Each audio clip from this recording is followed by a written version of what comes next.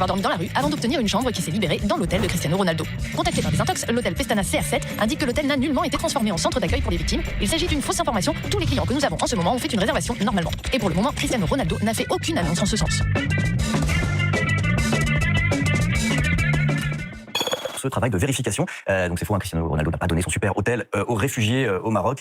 Donc on le voit, c'est dans ce genre de catastrophe, il y a tout de suite une grosse mobilisation des stars. Alors là, Ronaldo c'est faux, mais il y a plein de stars qui se sont vraiment mobilisées, par exemple Gad Elmaleh, Jamel Debbouze, Arthur, pour ne citer que ceux qui sont passés chez nous. Cette mobilisation de stars, c'est important, ça sert, c'est utile? C'est très délicat de se prononcer là-dessus. Disons, moi je considère qu'il n'y a pas lieu de remettre en cause la sincérité, l'honnêteté de ces gens qui sont émus par ce qui se passe, comme on ne le souhaitons pas d'ailleurs, et donc je ne remets pas ça du tout en question. En revanche, je trouve que la pipolisation de l'aide d'urgence en cas de catastrophe naturelle, comme ça, peut être quand même très, très mauvaise conseillère, parce qu'il ne suffit pas d'être connu pour savoir ce qu'il convient de faire. Il ne suffit pas d'être un grand footballeur ou un chanteur ou un comédien pour savoir ce qu'il convient de faire en urgence face à un tremblement de terre. La notoriété n'arme pas pour ce genre de choses. Donc son usage pour amplifier les dons, pour donner lieu à la mise en œuvre de l'aide sur le terrain, moi, me semble tout à fait déplacé. Après, c'est presque contre-productif. On l'avait un peu vu avec ce qui s'était passé avec Omar Sy et les Rohingyas. C'est vrai que ça avait levé beaucoup d'argent, mais qu'est-ce qui est devenu l'argent qui a été levé à ce moment-là? Moi, je sais pas, par exemple. Ah oui, là, c'était absolument fou. Donc les Rohingyas, ce sont ces réfugiés originaires de Birmanie, qui sont persécutés par... Enfin, c'est une population originaire de Birmanie, persécutée par le régime d'extrême droite birman, qui se sont donc réfugiés, pour une partie d'entre eux, au Bangladesh voisin.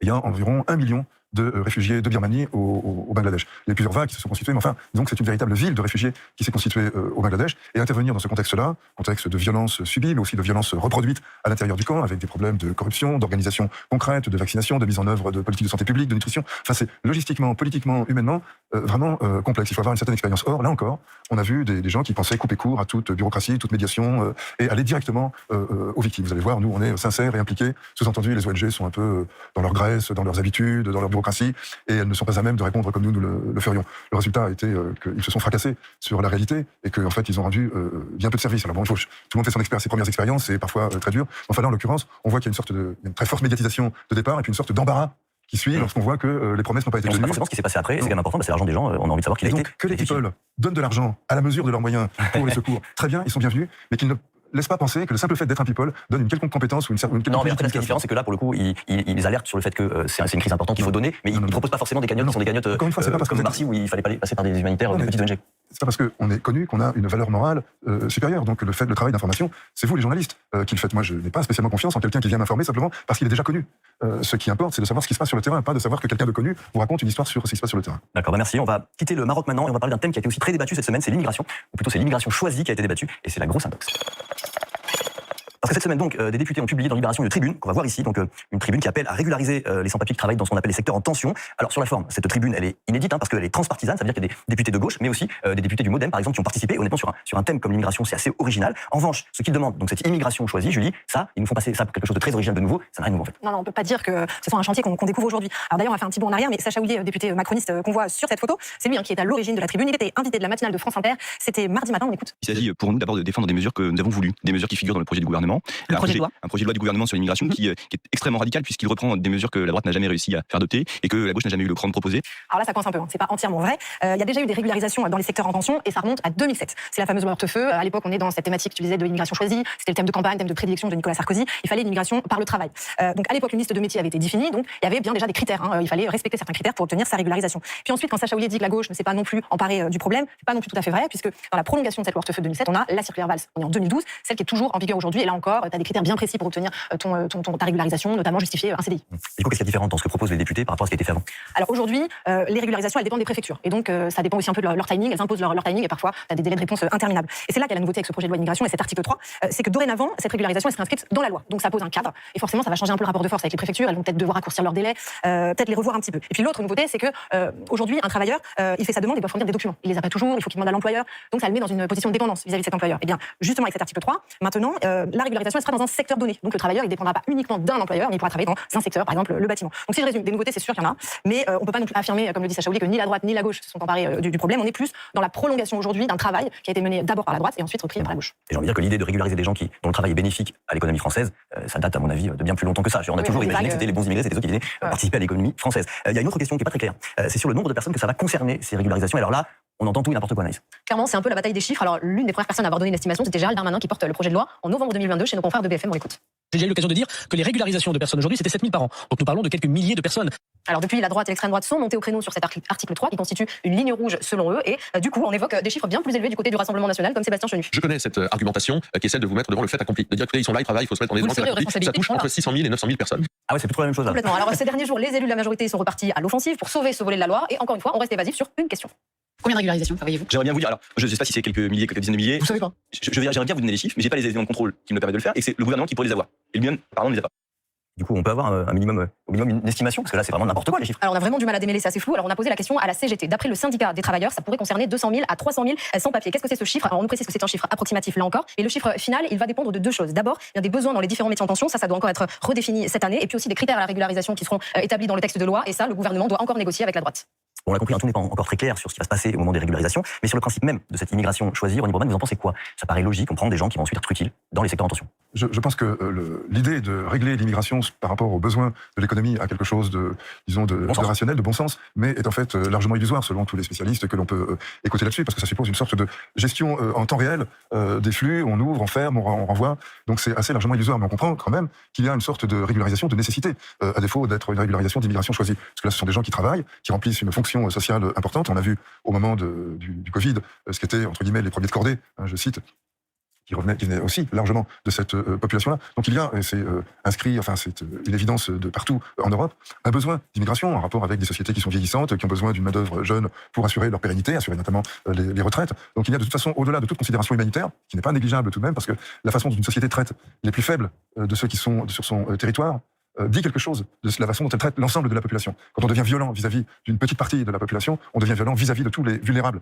dans la population. Donc c'est vraiment, je pense, quelque chose d'extrêmement important. Enfin, il est très important de considérer la manière dont on traite ces gens qui sont arrivés sans y être directement invités, mais dont finalement nous avons besoin. Donc, et on va voir encore le problème là, puisqu'à Lampedusa, donc en Italie, il y a des milliers de migrants qui viennent d'arriver. Et on va se retrouver je voudrais juste terminer sur un point qui me semble important, c'est que plutôt que de se mettre dans une situation de subir un phénomène qu'on a l'impression de recevoir passivement, l'enjeu serait plutôt d'organiser cette migration plutôt que de tenter de verrouiller l'entrée sur le territoire européen ou sur d'autres territoires pour d'autres pays. Parce qu'à partir du moment où on verrouille, on met les gens dans une situation de non-retour. Tandis que beaucoup d'entre eux, j'en ai rencontré un certain nombre dans mes voyages ou dans mes séjours, notamment en Afrique, nombre d'entre eux souhaiteraient pouvoir travailler quelques années et rentrer chez eux avec un pécule et prospérer de cette façon-là. Donc on sait qu'il y a spontanément une sorte de migration pendulaire qui répond à divers besoins économiques et qui, pour les besoins de l'économie du développement des pays d'origine, serait sans doute beaucoup plus profitable que le simple fait de repartir et d'envoyer un petit peu d'argent à la famille ou au village d'origine et de ne jamais revenir. Allez, on va passer maintenant à notre dossier de la semaine. On va parler d'un tout autre sujet. On va parler d'intelligence artificielle. Et pour ça, on va recevoir Harry Coutts. Bienvenue, Harry Coutts. Venez vous installer. Donc, vous êtes consultant dans le domaine de l'innovation. Bonjour et merci beaucoup d'être là. Et donc, vous allez nous aider à comprendre un phénomène tout nouveau qui s'appelle les deepfakes. Les deepfakes, ça peut par exemple être des vidéos qui ont été modifiées, manipulées à l'aide de l'intelligence artificielle. On peut prendre par exemple un présentateur et puis changer son visage et sa voix et la remplacer par celle de quelqu'un d'autre. Cette technologie, elle est de plus en plus facile, de plus en plus performante, et il est de plus en plus difficile de repérer toutes ces falsifications. Alors est-ce qu'on doit avoir peur des deepfakes? Comment éviter de se faire avoir? Ça va être l'objet de cette émission. Alors, vous avez reconnu les visages? Oui, j'ai sorti une sorte de Sarkozy qui était en train de monter, là, non? Qui était monté devant moi. Oui, en fait, c'est Harry Coutts qui nous a aidé à faire ça. Et donc, en fait, il a remplacé mon visage et ma voix, surtout, par celle d'anciens présidents. Et c'est assez bluffant. Je sais pas ce que vous en pensez. Sarkozy est très bien. Ouais, Sarkozy, ça marche très bien. La voix, le timbre de la voix est parfait. Je me suis senti Sarkozy, là. Comment on fait ça, Harry Coutts? Alors aujourd'hui, c'est vrai qu'on a des technologies qui sont de plus en plus simples à utiliser, qui sont aussi disponibles quasiment pour le grand public. Pour les changements de visage, il suffit d'une photo. On n'a plus besoin d'entraîner sur des dizaines et des dizaines de minutes de vidéos, ce qui était le cas il y a encore 4 à 5 ans. Et pour la voix, il suffit d'1 à 10 minutes de voix de bonne qualité pour recréer une voix qu'on peut ensuite soit utiliser pour écrire n'importe quoi. On peut réécrire des choses et vraiment l'utiliser pour faire un nouveau texte qui n'a jamais été dit, ou alors remplacer, comme on a fait ici, remplacer cette voix par la voix de quelqu'un d'autre. Mais ça coûte de l'argent, il faut payer un logiciel, ou il faut être très fort, très techno, très geek pour le faire ou... Donc les technologies que j'ai utilisées dans ce cas-là sont open source, c'est-à-dire qu'elles sont disponibles pour tous. Beaucoup de ces technologies sont encore peut-être un peu compliquées pour le grand public, même si des outils prêts à l'emploi existent, et c'est assez peu coûteux, notamment parce qu'on utilise des modèles qui sont pré-entraînés, comme on connaît ChatGPT, c'est comme si on utilisait déjà un modèle qui connaît les voix humaines, et donc on va juste lui apprendre une nouvelle voix, et il connaît déjà en lui-même plein de voix, et donc il va pouvoir modifier cette voix très facilement, et donc en quelques minutes on est capable de le faire. Voilà, donc cette technologie des deepfakes, elle va avoir des applications multiples et ça va impacter vraiment de nombreux secteurs de l'économie. Je pense qu'on n'est pas prêt à ça. Ça va être un déferlement. Et donc on va prendre un exemple en particulier, celui de l'industrie musicale. Car maintenant vous allez voir que imiter une voix de chanteur à la perfection, c'est possible. Regardez. Sur cette musique, on distingue très bien la voix de la chanteuse belge Angèle. Sauf qu'elle n'a jamais interprété ses paroles. Sa voix est générée par une intelligence artificielle. Et on lui a fait chanter les paroles d'un morceau de rap français. Ce trucage, on appelle ça un deepfake audio. Et c'est un vrai phénomène actuellement. Alors il y en a des plutôt risibles. Libellé, délivré, Oui, c'est bien la voix d'Emmanuel Macron interprétant la Reine des Neiges. Mais certains deepfakes sont parfaitement crédibles. Jason Medeiros est le rappeur du duo Alta. Il y a quelques mois, ils ont sorti le titre Savages en recréant la voix de la superstar américaine Jay-Z. La première chose qu'on avait à faire, c'était d'écrire un texte et de l'enregistrer. Puis on a pris cet audio et on l'a mélangé avec le modèle d'intelligence artificielle. Je pense que les vrais fans de Jay-Z remarqueront que ce n'est pas exactement sa manière de rapper, mais ça sonne vraiment comme sa véritable voix. Un pastiche qui a fait réagir l'ingénieur du son historique du rappeur américain. Nous devons protéger les droits des artistes. Les gens ne devraient pas pouvoir prendre votre nom, votre image et votre style sans autorisation. Je comprends le danger. Je pense que la crainte doit s'orienter davantage vers la question des droits d'auteur, comment protéger légalement les artistes, et non pour tenter d'étouffer ou de stopper la technologie. La technologie évolue et on ne peut rien faire contre. Alors bonne ou mauvaise nouvelle pour l'industrie musicale, ces deepfakes audio sont en tout cas de plus en plus faciles à produire et de plus en plus difficiles à repérer. Moi, je suis pas un spécialiste, mais je serais incapable de reconnaître la vraie de la fausse voix de Jay-Z. Enfin, je sais pas vous, mais c'est hallucinant. Ça marche hyper bien. Alors, avec Harry, vous êtes amusé à créer votre propre chanson en imitant une voix célèbre. Ça donnait quoi? Oui, exactement. Alors, avec Harry, déjà, il fallait qu'on choisisse un chanteur. Nous, on a choisi Pierre Demar. Donc, c'est la révélation des dernières victoires de la musique. Et pour se souvenir, il chante ça, lui.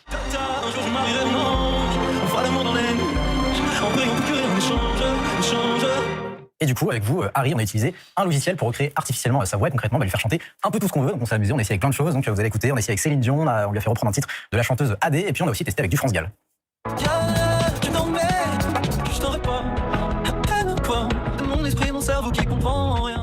trouve que ça marche pas mal du tout. Moi, je me serais laissé avoir. Et du coup, tu l'as testé sur des fans de Pierre Demar. Oui, parce qu'il n'y a rien de mieux que des fans de Pierre Demar pour tester l'IA Pierre Demar. Du coup, avec Alex Gras, on est parti en direction du festival Essonne en scène où se produisait justement le chanteur. Et on a fait écouter nos chansons IA aux spectateurs. Est-ce que vous reconnaissez la voix? Oui, Pierre Demar. C'est Pierre Demar, ouais. Vous connaissez cette chanson ou pas? Je reconnais sa voix, mais je connais pas la chanson. Et j'aurais pas chanté une chanson de quelqu'un d'autre. Bien, je t'emmène, France Gall. Voilà. Et du coup, pourquoi on parle pas de Pierre Demar, à votre avis? En fait, featuring entre les deux. Ça pourrait être possible? Ouais. Ouais, c'est l'IA très très fort. Exactement. C'est une IA. C'est une intelligence artificielle. Il y a plein de trucs qui passent comme ça sur TikTok. Ce qui est encourageant, c'est qu'il y a quand même quelqu'un à la fin qui dit mais c'est de l'intelligence artificielle. Ça veut dire que les jeunes, quand même, ils commencent à avoir ça en tête, qu'on peut les duper. Et du coup, là, forcément, t'as envie de faire écouter ta chanson en bizarre là, à Pierre Demar. Oui, parce qu'on ne pouvait pas partir sans lui montrer. Du coup, on l'a retrouvé juste avant qu'il monte sur scène pour lui montrer son alter ego artificiel. C'était pourtant hier, mentir et ma mémoire. Est-ce que tu reconnais ta voix ou pas? Je reconnais carrément ma voix. Putain, énorme. Est-ce que je trouve qu'elle est mieux que ta vraie voix? Je préfère la mienne plus pleine. Mais on n'est pas loin. L'IA doit un peu bosser. J'ai foi en le fait qu'on ait un truc qui soit propre à nous, c'est la créativité, l'inventivité, quoi. Les IA, c'est les intelligences artificielles, c'est des programmes, c'est des exécutants, tu vois, sur une base de données qui existe. Mais par contre, les voix, c'est un délire. Je trouve ça ouf ce qu'il a montré. Même lui, il a été bluffé. Lui, il a beaucoup aimé. Ouais. Il trouve même que sa voix, la voix artificielle, parfois, il va toucher des notes que lui n'arrive pas à toucher. D'accord, qu'elle chante mieux que lui. Sur certaines notes. On est mal barré. Bon, ceci dit, là, le deepfake, on en a parlé sur un ton un peu, on a rigolé avec, c'est plutôt marrant. Mais écoutez, cette semaine, ce qu'a dit la présidente de la Commission européenne, qui s'appelle Ursula von der Leyen, et ce qu'elle raconte donc sur cette révolution technologique. Des centaines de développeurs de premier plan, d'universitaires et d'experts en intelligence artificielle nous ont récemment alertés. Atténuer les risques d'extinction de l'humanité par l'intelligence artificielle devrait être une priorité mondiale.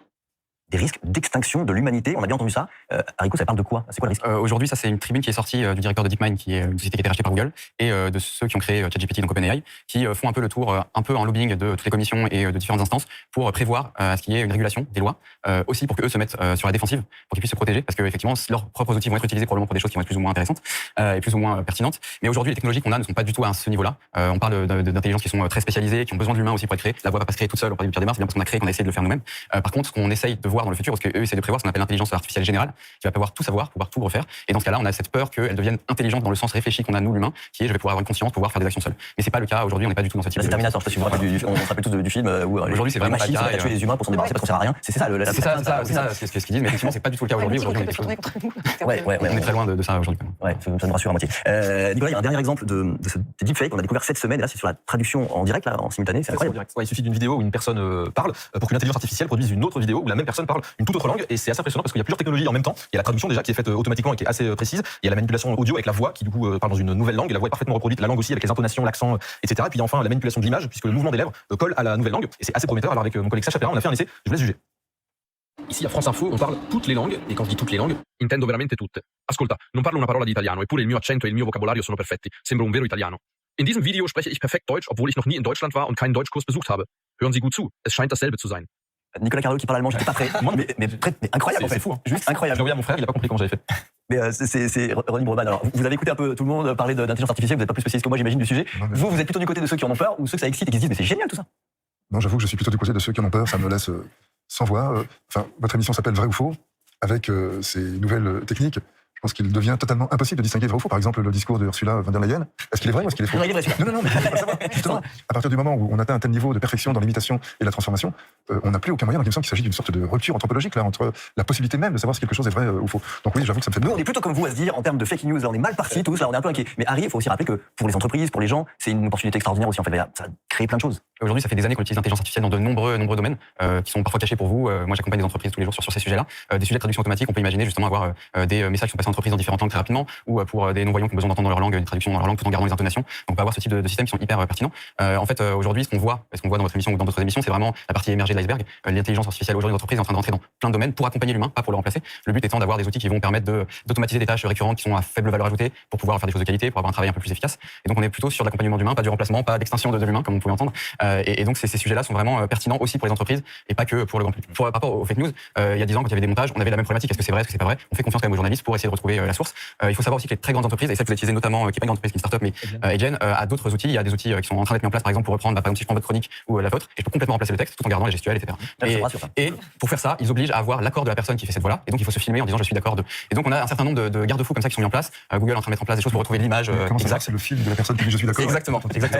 Et donc c'est des choses qui sont en train d'être mises en place avec à chaque fois des gens qui essayent de passer outre. Par exemple, Google met en place des choses pour retrouver des images qui sont fausses. On parlait beaucoup de fausses images avant. De retrouver l'origine de chaque image pour savoir d'où elle vient. Ça permet rapidement de voir. Il y a des entreprises qui mettent ce qu'on appelle des watermarks, c'est-à-dire des petits codes informatiques qui sont cachés, qui permettent de les mettre dans des outils pour dire celui-ci, je sais qu'il a été fait par une intelligence artificielle parce qu'il a été noté, tagué par une intelligence artificielle. Le jeu du chat et de la souris entre nous et les fake news, il va continuer. On est habitué à ça. Sauf que là, on a l'impression que la souris vient de se faire pousser des ailes et que nous derrière, on va un peu ramer. Voilà, mais on va continuer. Allez, on va aussi continuer à parler de ces nouveaux outils qui sont à la fois passionnants, on l'a vu, mais aussi un peu inquiétants. Et on va s'intéresser à Twitter. Alors Twitter, ça s'appelle X maintenant, c'est plus Twitter. Mais il y a une chose qui n'a pas changé, c'est qu'il y a beaucoup de fausses informations sur Twitter. Et donc, comment faire le tri? Heureusement, Elon Musk, le propriétaire de Twitter, est arrivé avec une nouvelle option, la possibilité de noter les tweets pour voir s'ils sont vrais ou faux. Donc, à regarder si ça marchait correctement. L'équipe de Vrai ou Faux aurait-elle trouvé un nouvel allié dans la lutte contre la désinformation? C'est ce qu'on s'est demandé quand on a découvert les notes de la communauté sur Twitter, renommée X. Dans un message, un utilisateur peut proposer une correction factuelle ou donner un contexte important. Et si la proposition recueille suffisamment de votes, la note est publiée. Comme sous cette publicité pour des bijoux, avec une note qui prévient d'une arnaque possible. Il s'agit d'un site de dropshipping. Cela consiste à revendre à un prix très élevé un produit que l'on peut trouver sur d'autres sites. Et les politiques aussi sont surveillés, comme le président des Patriotes, Florian Philippot, régulièrement épinglé pour ses propos mensongers sur les vaccins. À première vue, la note est donc un outil très efficace. Mais dans les faits, ces commentaires peuvent être utilisés pour attaquer un bord politique. Et pour l'instant, d'après un analyste de données, les comptes les plus ciblés appartiennent en majorité aux personnalités de gauche. La députée écologiste Sandrine Rousseau, par exemple, reçoit beaucoup de notes. Certaines sont factuelles, mais ici, par exemple, elle parle des éboulements qu'elle relie aux conséquences du réchauffement climatique. Et elle reçoit cette évaluation. Les causes d'un effondrement géologique sont complexes et peuvent résulter de divers facteurs. Il est préférable d'éviter de faire des liens prématurés avec le réchauffement climatique. Pourtant, plusieurs scientifiques établissent un lien clair entre réchauffement climatique et multiplication des éboulements. L'affirmation de Sandrine Rousseau peut donc être discutée, mais elle n'est pas fausse. Nous avons ensuite regardé qui était cet internaute qui s'en prend à Sandrine Rousseau. Et il a un profil très militant. Il a proposé une quinzaine de correctifs visant des responsables politiques de gauche et du gouvernement. En revanche, il s'oppose systématiquement aux rectificatifs qui ciblent des politiques de droite ou d'extrême droite. L'expression d'une opinion personnelle ne nécessite pas de notes. Un utilisateur qui se sert donc des notes sur Twitter dans le cadre d'un combat politique. C'est le cas aux États-Unis où l'outil est en place depuis plus longtemps. Ce journaliste spécialisé a constaté des batailles de